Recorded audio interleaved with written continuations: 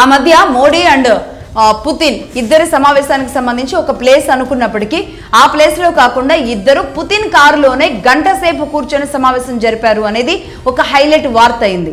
అదే కాదు, ప్రధాని మోడీకి సంబంధించి ఆయన నార్త్ లో ఆయన ఒక పర్యటనలో ఉన్నప్పుడు దాదాపుగా ఇప్పటి వరకు ఆయన ప్రధానిగా అయిన తర్వాత 4 సార్లు ఆయన మీద అత్యంత భయంకరమైన కుట్ర, ఆయన్ని ఇప్పుడు ఏదైతే ట్రంప్ చెబుతున్నారో అంతకంటే ఘోరమైన కుట్ర ఇటు మోడీ మీద కూడా జరగడం ప్లాన్ చేశారు.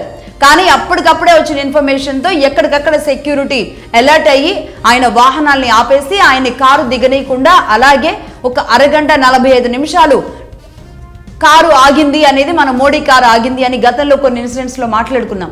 అవన్నీ కూడా దీని రిలేటెడే. ఎప్పుడైతే కేజీబీ కానీ లేదంటే మన రా కానీ మన ఇంటెలిజెన్స్ విభాగం కానీ వెంటనే అప్రమత్తమైన తర్వాత మన దేశ ప్రధానిని అలా కాపాడుకుంటూ ఉన్నాం. సేమ్ కేజీబీ కూడా ఇదే విధంగా రష్యా అధ్యక్షుడిని కాపాడుకునే క్రమంలో చాలా జాగ్రత్తలు తీసుకుంటూ ఉంటారు. అందులో భాగంగానే మోడీ అండ్ పుతిన్ ఇద్దరు కూడా కేవలం ఒక సందర్భంలో గంట సేపు కారులోనే ఉండి బయటికి రాలేదు.